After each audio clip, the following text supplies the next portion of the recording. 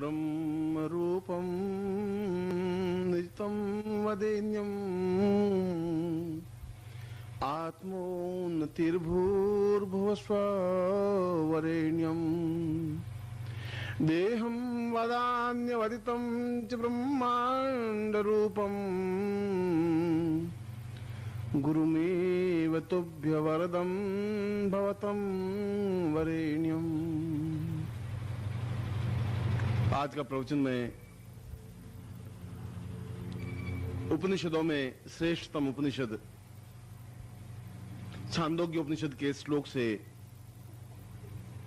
प्रारंभ कर रहा हूं, जिसमें 3 बातें स्पष्ट रूप से बताई गई है और तीनों ही बातें पूरे जीवन का एक निचोड़ है। जीवन का निचोड़ तब समझा जाएगा जब हम जीवन को समझेंगे,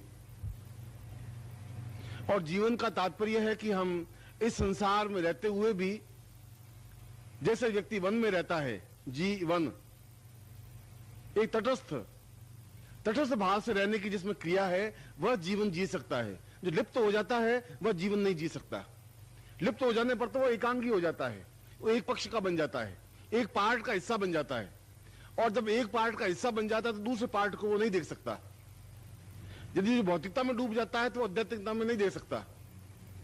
जो व्यक्ति आध्यात्मिकता में चला जाता है वह भौतिकता के भी स्वरूप को नहीं देख सकता। मगर जो उभय पक्षी है, जो बिल्कुल तटस्थ है, जो दोनों के बीच में खड़ा है, वह जीवन को जी सकता है, जीवन को देख सकता है।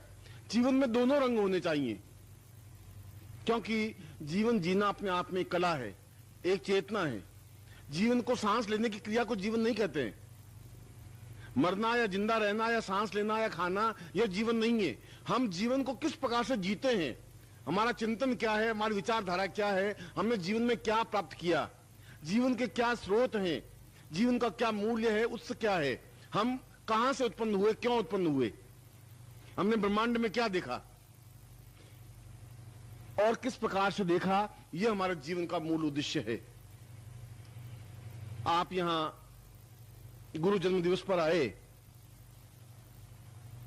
जन्म तो कोई होता ही नहीं है। वह तो एक 21 अप्रैल से लगा करके और अगले जिस साल तक वह जीवित रहेगा उस साल तक वह इस पृथ्वी लोक में रहा। इससे पहले वह किसी और लोक में रहा होगा, इससे बाद में किसी और लोक में रहा। जब इससे पहले भी किसी लोक में था और इसके बाद में भी किसी लोक में रहेगा, तो फिर उसका जन्म कहां हुआ? जन्म तब होता है जब मिटता है। जब मिटा ही नहीं तो फिर जन्म कहां हुआ? फिर जन्म दिवस कैसा? जन्म का मतलब है कि हम एक नए सिरे से निर्माण करें। जिसका निर्माण है ही उसका निर्माण क्या करेंगे? जो पहले से ही साक्षी है उसका निर्माण कैसे करेंगे? इसलिए केवल देह युक्त व्यक्ति का ही जन्म होता है। जो चेतना युक्त है, जिसको जीवन जीने की कला आ गई है, उसका जन्म नहीं हो सकता। वह तो किसी लोक से आया, एक निश्चित क्षण के लिए आया। वह चाहे 21 अप्रैल 1922 हो, चाहे 19 अप्रैल 1912 हो, चाहे 4:12 हो, 4:18 हो, उस क्षण विशेष में वो आया, जन्म नहीं हुआ। और जीवन के 100 साल, 80 साल, 75 साल जी करके और सन 2016 में 8 अप्रैल को समाप्त हो गया। मैं समाप्त होना नहीं, वह किसी और लोक में चला गया। जन्म और मृत्यु उन लोगों को व्याप्त होती है जो केवल भौतिक जीवन में लिप्त होते हैं। और भौतिक जीवन का मतलब है जो मृत्यु का वरेण्य करते हैं, जो हर समय मृत्यु से घबराते हैं, जिनको जीवन जीने की कला ही नहीं है। कल भी मैंने बताया कि जिसमें चैलेंज नहीं है वो मृत्यु से घबराएगा, विचलित होगा। जो डरेगा उसको बहुत ज्यादा लोग डराएंगे।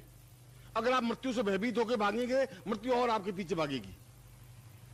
भागना जीवन का पलायन है। दृढ़ता से, सूरवीरता से, बहादुरी के सामने खड़ा होना जीवन है। और उस छांदोग्य उपनिषद में कहा गया कि जीवन उस व्यक्ति का जीवन बन सकता है जो जन्म नहीं लेता है, जो मरता नहीं है। यदि भूल से उसने जन्म ले लिया तब भी वो मृत्यु को प्राप्त नहीं हो, मरे नहीं, वह वापस किसी लोक में जाने की यात्रा कर सके। पृथ्वी लोक है, भूलोक है, भूलोक है, स्वलोक है, महालोक है, ब्रह्मांड लोक है, सैकड़ों लोक हैं। और किसी लोक में विचरण करता हुआ फिर समय आए 2000 साल बाद, 3000 साल बाद, उसकी इच्छा के अनुरूप। यहां पर छांदोग्य उपनिषद बहुत नवीन एक नित्य तथ्यपूर्ण बात कहता है, जिसको समझने की जरूरत है। तुमने एक नवीन चेतना युक्त बात कही। उसने कहा कि मनुष्य के हाथ में जन्म लेने की क्रिया नहीं है। तुम्हारे हाथ में जन्म लेने का कोई भाव नहीं था, तुम्हारे हाथ में नहीं है तुम जन्म लो। एक एक्सीडेंट हुआ, एक घटना घटी, तुम्हारे माता और पिता का एक संपर्क बना और तुम जन्म ले लिया। एक चांस बना, तुम्हारी कोई इच्छा नहीं थी उसमें, तुम्हारी कोई आकांक्षा नहीं थी। तुम चाहते थे या नहीं चाहते थे इस घर में जन्म लेना, तुम्हारे हाथ में नहीं थी बात। तुम कहीं और जन्म लेना चाहते थे या कहां जन्म लेना चाहते थे, तुम्हारे मन में कोई आकांक्षा भी नहीं थी। आकांक्षा इसलिए नहीं थी कि तुम्हारे पास जीवन नहीं था। जब जीवन नहीं है तो तुम समझ भी नहीं पाओगे। बहुत मूल सूत्र है, पूरे जीवन को समझने का एक फलक है। आम आदमी इसको नहीं समझा सकेगा, आम आदमी इसको समझ भी नहीं सकेगा। वह जीवन का अर्थ जन्म से मृत्यु तक की जीवन यात्रा को जीवन कहते हैं, वह जीवन नहीं है। इससे पहले भी हम यात्रा करते करते आए, ठीक इसी प्रकार से कि मैं सोस्ती गेट से यात्रा करता यहां आया, आपके सामने खड़ा हुआ, 5-7 मिनट रहा और फिर निकल गया। इसका मतलब ये नहीं मैं 5-7 मिनट जिंदा रहा। जिंदा तो मैं इससे पहले भी था, आया एक रास्ते में आया, एक रास्ते में चला गया। आपने नहीं देख पाए उस पर्दे के पीछे क्या था। मैं देख पाया हूं मैं कहां से आया हूं, क्योंकि मुझे अपने जीवन के बारे में ज्ञान है। और जो व्यक्ति जीवन जी लेता है वह मृत्यु के बाद भी, एक दूसरे लोक में जाने पर भी उसके हाथ में यह रहता है कि जन्म ले। आपके हाथ में जन्म लेने की क्रिया का ज्ञान नहीं है। इस समय भी आप मृत्यु को प्राप्त हो जाएंगे 15-20 साल, 25 साल, 50 साल बाद, और मरने के बाद भी प्राण समाप्त तो नहीं होंगे। देह समाप्त हो जाएगी तुम्हारी। ये मेरा कुर्ता फट जाएगा तो दूसरा कुर्ता तो पहन लूंगा, चमकीला कुर्ता होगा या मैला कुर्ता होगा, दूसरा कुर्ता पहन लूंगा, मगर मेरे प्राण खत्म नहीं होंगे। प्राण तो इस ब्रह्मांड लोक में कहीं न कहीं विचरण करेंगे, चाहे भूत लोक में हो, चाहे प्रेत लोक में हो, चाहे पिशाच लोक में हो, चाहे पितृलोक में हो, चाहे राक्षस लोक में हो, चाहे देव लोक में हो, कहीं न कहीं वो प्राण विचरण करेंगे। और वे प्राणी ठीक उसी प्रकार से होते हैं जैसे रामलीला के मैदान में भीड़ होती है, सैकड़ों लोग मरते हैं। केवल 19 दिनों में ईरान में, इराक में लाखों लोग मर गए। लाखों प्राणी इसी ब्रह्मांड में कहीं विचरण कर रहे हैं। समाप्त तो हो ही नहीं सकता, कोई चीज मिट नहीं सकती। लकड़ी जला देंगे तो कोयला बन जाएगा, कोयला जला देंगे राख बन जाएगा, राख जला देंगे तो हवा बन जाएगी, हवा समाप्त कर देंगे तो प्राण वायु बन जाएगी, प्राण वायु बन जाए तो ऑक्सीजन बन जाएगी। कोई चीज समाप्त तो हो ही नहीं सकती। और जो बदल जाती है उसको वापस कोयले के रूप में, लकड़ी के रूप में बदल सकते हैं। पृथ्वी पर जो ब्रह्मांड में जो चीज है वो समाप्त हो ही नहीं सकती। आपके हाथ में नहीं है, ब्रह्मांड के हाथ में भी नहीं है, प्रभु के हाथ में भी नहीं है। उसको समाप्त कर दे, उसका स्वरूप बदल सकते हैं।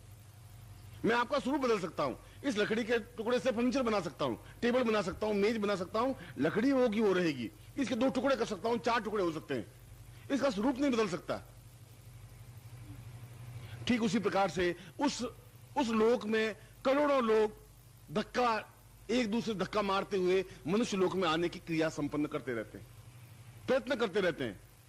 उनकी इच्छा और आकांक्षा रहती है कि जन्म लूं। और उस समय भी वे प्राणी जो बहुत बलवान होते हैं, जो बदमाश होते हैं, वे दुष्ट आत्माएं जो बहुत तेज तर्रार होती हैं, 10 भले आदमी हो और एक दुष्ट हो, चाकू दिखाए तो 10 को पीछे धकेल करके आगे बढ़ जाएगा। प्राणियों में भी वही हाल है। और वह किसी न किसी गर्भ में जिस समय एक संयोग बन रहा होगा उसमें जन्म ले लेगा। उसके हाथ में नहीं है कि यहां जन्म लूं नहीं लूं। वह तो वो जन्म ले लेगा, दूसरा ले लेगा, दूसरा नहीं तीसरा ले लेगा, तीसरा नहीं चौथा। जहां लाखों लोग उस जन्म लेने के लिए उत्सुक हैं, उतावले हैं, तो कोई इनको जन्म ले लेगा। आपके हाथ में भी नहीं है कि उच्च कोटि की आत्मा को जन्म दे सकें। चांस है, कोई भी आत्मा जन्म ले ले। आपने एक चांस दिया और किसी आत्मा ने आपके गर्भ में स्थान ले लिया। कोई मानस क्लियर नहीं था, उनके मानस में ये छांदोग्योपनिषद की लाइन थी ही नहीं। उनको ये बात मालूम ही नहीं थी कि ऐसा भी हो सकता है कि मैं किसी व्यक्ति विशेष को जन्म दूं, या मैं इंतजार करूं कि यह ऋषि अपने आप में जब 100 साल का हो, जब यह शरीर छोड़े, तब मेरे गर्भ में जन्म ले। इतनी महान, इतनी उच्चता तो तब प्राप्त हो सकती है जब गुरु की निजता प्राप्त हो, जब गुरु समझा सके कि अब तुम्हें शरीर छोड़ना है। क्योंकि अब तुम्हें शरीर छोड़ना है या अब तुम्हें ऐसा करना है जिससे कुछ आत्मा को अपने गर्भ में धारण कर सको, तुम्हारे चेहरे पर तेजस्विता आ सके, एक ऐसा पुत्र पैदा कर सको जो पूरे आकाश में रोशनी बिखेर सके। 1000 लाखों तारे होने से कोई फायदा नहीं होगा, एक चंद्रमा ही बहुत है पूरे आकाश में रोशनी बिखेरने के लिए। 1000 तारे भी उतनी रोशनी नहीं दे सकते। 1000 पुत्र होने पर भी कोई लाभ नहीं हो सकता अगर एक चंद्रमा, एक सूर्य को हम पैदा कर सके। गुरु की निजता छांदोग्योपनिषद में कहा है कि हम जीवन को तब समझ सकें, अगर ऐसा है तो समझ सकेंगे। ऐसा है तो जीवन का अर्थ, जीवन का मर्म, जीवन का मूल्य समझ सकेंगे, तब हम जीवन में उस गर्भ को दे सकेंगे।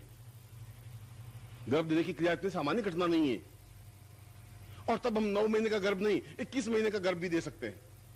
तब हमारा मातृत्व तो बन सकता है, तब हम मां बनने की अधिकारिणी बन सकती हैं। एक छोटी सी घटना, आज से 10,000 साल पहले, केवल 15,000 साल पहले 15-16 महीनों में जाकर के संतान पैदा होती थी। शंकराचार्य जन्म हुए, 11 महीने तक गर्भ में रहे। सत्यनारायण की कथा में आता है कि पूरे 10 महीने बाद एक सुंदर कन्या ने जन्म लिया। आज से 100 साल पहले गिना कि 9 महीने बाद पुत्र जन्म लेता है, और आज भारत सरकार के पास आंकड़े हैं कि 67% लड़के संतान 8वां महीना खत्म होते होते जन्म ले लेते हैं।